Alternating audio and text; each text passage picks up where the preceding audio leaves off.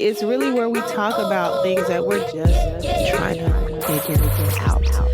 Hey guys, what's up? It's your girl, Kim Ray, and I'm back with another episode of this podcast, hashtag JTFIO, or Just Trying to Figure It Out. It has been a while, but we are back at it again with the white vans, okay? And I'm excited.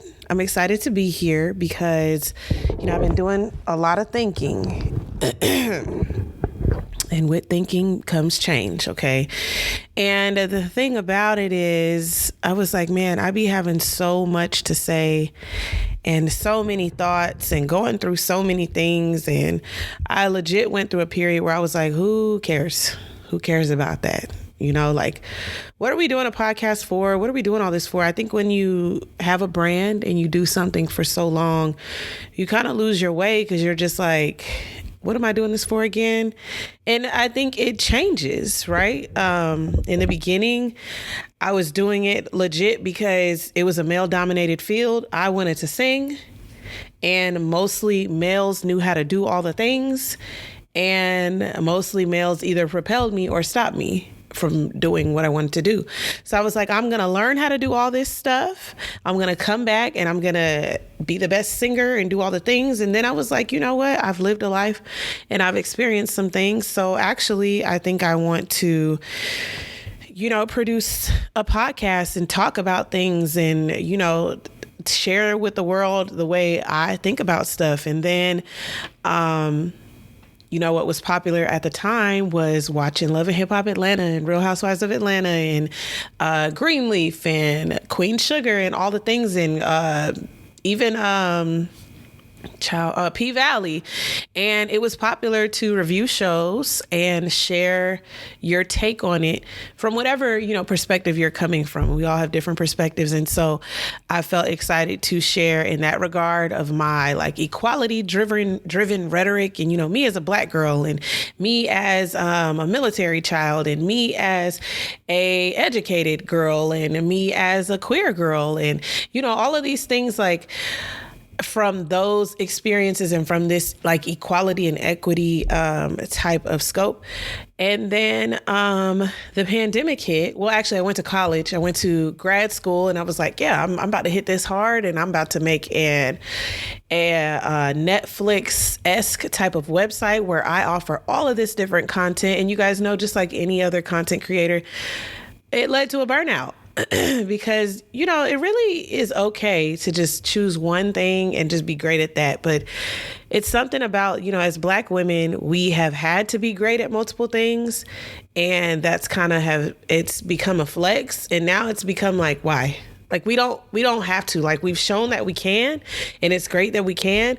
So when you think about things like that, and you think about a 10-year stretch of a brand, it's at this point now, when I started my brand, I was 20. This is 10 years. It's legit 10 years because I've always shot video and, edited videos and been, in love with media and social media. But it was never okay like that. It was always the devil girl, and it was always a distraction. And then now that it's an actual job, it's I've lost my way. What do I want to do? Where do I want to go? As if I wasn't always doing this. It's always been in me. It's always been on me. And now it's okay, the very nuances and how nothing out here is monolithic. It doesn't, I don't have to be the one voice talking about something as if there's nobody else out there. And at first, you would think it would feel like a privilege, but it actually felt like a lot of pressure. And I toted the line of a lot of respectability politics because I was I wear a lot of hats, and I don't want to be the one out here saying this or the only one out here saying this, which is why people Rox is brave, and Bondi is brave, and T.S. Madison and Kev on Stage and that chick Angel. But, even they have a community of creators, and Crystal and Kid Fury, they paved the way. But I think what I started to realize was just like when you go to Target, well, we're not going to Target right now, but just like when you go to the store and you see like 16 different brands of lotion and they all offer something different, they all contribute something different in this world, and they haven't gone out of business, and everyone has their choice and everyone has their perspective. I think it's like that. Like, I think I have figured out that I offer something to this world and I can't just be silent. So that's an exciting way to come back. And when I think of it more like that, instead of it as so much pressure of being the only one to talk about something, or on the other hand, because, two things, I think of two things at once. Either I'm going to be the only one talking about this and it's going to be a lot of pressure, or maybe I won't know what I'm talking about, or I won't do well enough, or there's so many people talking about this, so who cares about what I have to say? Right. I have evolved and I have grown a lot, and I've gone through a lot of different things that make me who I am. And that is very exciting. And I'm excited to share all of that stuff with y'all. So enough of the backstory. OK, with hashtag JTFIO, it is a podcast called Just Tryna Figure It Out, where we try to figure out a lot of different things. I don't want everything to be so serious and so heavy all the time. But a lot of times things are serious and things are heavy. And I just want us to better figure out how to break that stuff down. I mean, we really be in our own way a lot of times, and we really be like racking our brains to figure stuff out that, it's just not that deep. It's just not that deep. So this week, so I started a TikTok just for this podcast, because y'all know that's a new wave, like these new little like sound clips, sound bites to get your stuff out there. You got to move with the times. So yeah, I did start that TikTok. It is JTFIO podcast. So make sure you guys go follow that on TikTok. It is where I post like my intrusive thoughts throughout the week on different topics, on different things. And one of the topics that I posted, or one of the things that I spoke on a couple days ago, was AD and Ollie. So if you didn't hear, AD from Love is Blind, y'all know she was with Clay, and that was like one of the Black couples that we were rooting for. And, throughout their relationship that we watched on TV, it was just very weird because they're trying to navigate. You guys know the premise of the show is that they don't see each other, and, they fall in love through a wall. So they don't have a lot of the physical, and, they talk through things, and maybe it's the course of like 3 weeks, 4 weeks. I think for their season, it really wasn't that long. But through the course of that, they get to know each other, then they see each other. That's the reveal. Then they go on this honeymoon, then they live together for a little bit. And then in the end, they decide, are they going to get married? And a lot of couples, they don't make it. Okay. They get to the altar, they say no. And I think a lot of them understand that this is a possibility, but they still be looking pretty shocked, honey. It be looking pretty shocked. And, for us to see a Black couple on there, it's been like, okay, this is refreshing. We need more Black representation, but also don't have us looking crazy. Okay. And Clay left AD at that altar. He didn't leave her at the altar. He's told her no at the altar, and he's all in the back talking to her and everything. And now here recently, fast forward to now, she was in a relationship with Ollie, who's from another one of those franchises or one of those shows, and they were dating in private. She went and she was working on herself. We saw her in this reunion, or on another reunion on a show that she wasn't on, or a season that she wasn't on. And, she just said that she's working on her. She's taking things slow and blah, blah, blah. And we could see the glow up. And fast forward to now here this week, he has proposed and all the things. And then Clay comes out and gives his opinion that nobody asked for. Okay. So this is what I'm just trying to figure out. As people, right? We get in these relationships and we really push and push and push to make them work. I mean, we give so much grace for things that we may not have given grace for in a different time in our lives, right? So I feel like, when you get in a relationship and you can very much see, like, there are things that irk me. There are things that I just don't know if I can get with this, right? But you stay because you're committed to the overall image of it all, the commitment of working it out, the commitment of making it work. And that is propelling you. That's moving you forward. Now, if there's an understood, like, agreement between two people, I can see it working. We both have this understanding that at the end of the day, we're going to end up together. We are working towards this. But I think for me, I always wonder, like, as Black women,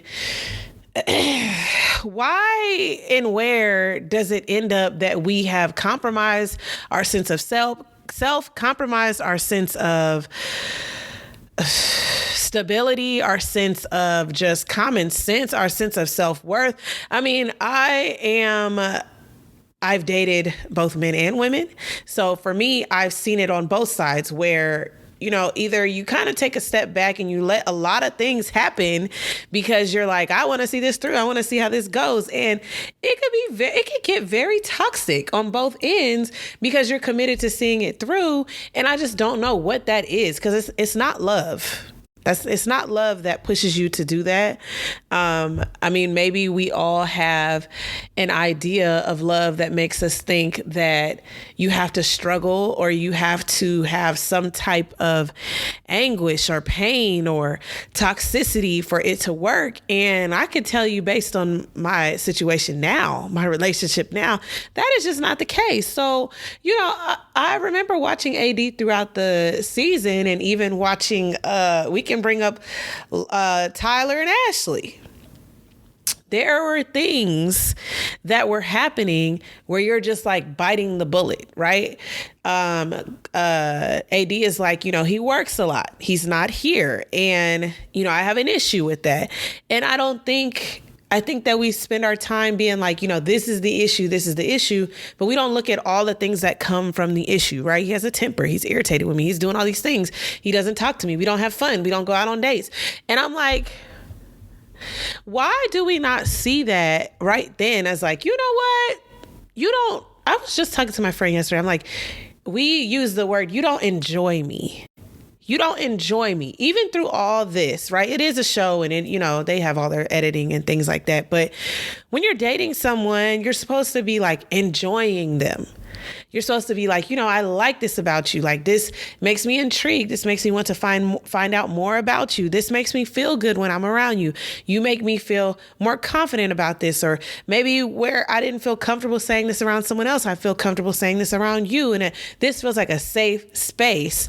And I don't think that is the norm. I think that it's the norm for some, and I think it's what we're working towards. But I be just trying to figure out that, like, why do we have such a struggle, love, infatuation? I laugh a lot about Baby Boy. I laugh a lot about, a lot of our movies from the 90s, but they are essentially these storylines of a man that cheated, a man that has kids on the side, and how you got to take them back. And the man don't have a degree. The man don't have a good, stable job. Or if he does have a good, stable job, then that really does give him the excuse, right? To step out and all the things. And the woman is just taking care of the things at home and taking care of the kids. And she's lost her sense of self. And I just, y'all see what I'm saying? It's so many topics and so many nuances in this. And I don't want to keep it so strictly hetero, because there's even these nuances in the realm of the LGBTQ world. Like, it is we're adopting a lot of things in the Black community in the LGBTQ world that does not belong. Like, I don't want masculine roles so much that you're going out and making all the money and I'm at home because I'm the feminine one. I'm at home and I'm making sure that I make sure the clothes are washed and the things are clean and the food is made, because all we're doing now is still adopting and adapting the cisgendered world, or the hetero world. And it's like, is that what we ultimately want? Or do we want a world of nuance and a world of duality? Do we want to be able to be like, what? As a woman, you should be able to operate in your femininity and your masculinity and there not be a problem. there not be a problem? So these are things that I'm just trying to figure out this week. I know it's just all over the place, but I want to know your thoughts because we've talked about a few different things, right? We've gone from the hetero with Clay and AD and how, that whole thing, I don't, let me just take a breath because it really gets me hot because I've been in this situation so many times where you're like, you really want this so bad. And you be looking crazy behind a dude. I mean, we could talk about Tyler, and I can't even say dude because I've looked crazy behind a woman too. But we talk about Tyler and Ashley, right? And how in that case, Ashley found out, it came out that Tyler had these kids. He gave his sperm to like a lesbian couple, and it was just a mess. It was a mess. But I think the resounding theme here and why everyone was so going in on Ashley is because Ashley started to cape for her relationship. And as Black women, we all understand this, right? We all see this. I mean, even I've done it where you're like, to the public, I don't want us to look a type of way. So I'm going to shelter and, cape for my relationship so that we look good. And I mean, even Yandy did it this week, right?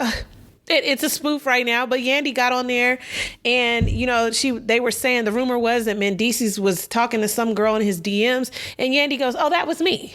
I mean, do we not understand how crazy we look doing this? Do we not understand how crazy and at what cost? It'd be the at what cost for me. Because would he do it for you? That'd be my thing. Would they do it for you? Probably not. Probably not. Because if they would do it for you, you probably wouldn't even be in this situation because then the type of person that you're with wouldn't be that type of person to get you in that situation. Okay. So I'm just trying to figure out roles, right? Roles within heteronormative relationships, roles within homosexual relationships. And I'm trying to figure out what this is as Black women, where we do this caping for our relationships. I mean, we've mostly been trained to do them in hetero relationships for our men. But as you guys can see in society, the whole mantra for this year in this term of presidency is Black women need to rest. And because Black women pull up for their neighbors, they pull up for their sisters, they pull up for their husbands, they pull up for their sons, they pull up for their cousins, their nephews, their nieces, their friends, anybody. But who is pulling up for Black women? So yeah, it is time to rest. But I think when you think about what that means, that we pull up for other people, it means that, think about how much you do it in your relationship. How much you do it in your relationship on your day to day. You go to a happy hour or a dinner or something and your husband is not on your arm and you're like, oh yeah, he was tired. But he was acting crazy at the house and you didn't want to bring all that energy to the event. And really in your mind, you're like, man, why you can't just go with me? Why we just couldn't be partners and roll to the thing? Or you're tired because you done worked all day feeding into other people. And then you come home and you make dinner and then you feed into that person and no one has fed into you. You know. When I think about Yandy specifically, now I don't think that in 2025 men have been conditioned enough to feed into women the way that women have been conditioned to feed into them. Now, if you talk about a gay men know. A lot of these like woke, TikTok enthusiasts, these gay men on here, I appreciate them so much because they know the inner workings that it takes to, be sensitive in a relationship, to be empathetic in a relationship. But women will never see that romantically because a lot of these men are gay. And I'm happy for the gay men because the gay men are getting it and the gay women are getting it. Lesbian women are getting it. But those hetero relationships, they are years behind. And, the Black church has held us back in a lot of regard because it hasn't welcomed the conversation of education and just growth and equality and, progression It just hasn't done that. And then, I'm going to stop that there.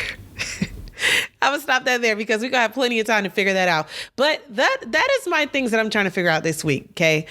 I think if I could wrap it up in a nice little burrito, maybe we could title this, Sis Why, or Caping Why, or, just something like that, because I do think that there is an aspect where we do need to do it, right? We do it. We pull up and we do it. I mean, I cape daily. I cape for students. I cape for whoever need to be caped. I'm caping. I'm putting it on. Okay. But yeah, when you think about it, who is caping for you? It is a real question. Maybe that's the title. Who's caping for you, Black woman? Who is caping for you? Because we are caping for everyone. Okay. All right, y'all. So that is my Just Trying to Figure It Out segment. I do want to know your thoughts. I want to know your comments. I want to hear from you on that and that alone. Okay. All right. So for our next segment, it is Who Are You Listening To? We gonna work on that. Okay. But I do want to know who you guys are listening to. I was a music major. I feel like I say this a lot. But the thing about when you don't post for a while, you have to reintroduce yourself over and over and over and over again. I was a music major. I grew up singing. And so I am still very passionate about voice and vocals and music and all the things. And the sound of music has changed quite a bit.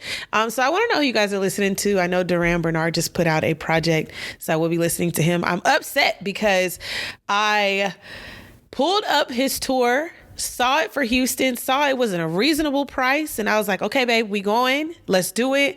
And then I thought twice and I was like, oh, okay, if this is the price, I seen it, I was trying to budget. I was trying to do my thing. I was like, okay, I'll get into it later and get it later. And when I got on there again, baby, it was sold out. I was like, okay, Duran, do your thing. But now I'm upset. And when I went on there last night or the other day, they had a couple tickets, but they was high, baby. So I don't know if we're going to be going because I like to have a seat. I'm of a particular age. I don't want to be standing. So we'll see. So I am listening to him. I did see that Terrell has a new show where it's kind of giving Tiny Desk. It's kind of giving like late night Tiny Desk. Now he doesn't have like live. No, he does. He has live instruments and then he has the artists. And then it's also like silent party because, is it called Silent Party? Where everyone has the headphones on and they're all tuned into a certain frequency and they can hear like the instruments and the artists. I thought that was really cool. So yeah, he has that. And Coco was on there the other day and babe wanted to watch that. And she sounded good. Now, I'm not the biggest Coco fan, but I am a fan of her being a brown-skinned girl and a tall girl. And, I'm a fan of her grind. I'm a fan of her, coming from Disney Channel, and it's her time. Okay. And so I was like, okay. And so her debut album is coming out in April. So we will be looking out for that and listening to that. But I want to know who you guys are listening to and what's going on. Okay. So yeah, that is the podcast for this week. I am focused on getting back from spring break and we are starting off Q4 and y'all know it's field trip time. It's wrapping up. It's star testing time. We're about to get back in the thick of it. Okay. I was thinking of the song, but now I can't remember it. Into the thick of it. Into the thick of it. Okay, I'm Cameron. You guys can follow me on Instagram at JTFIO podcast.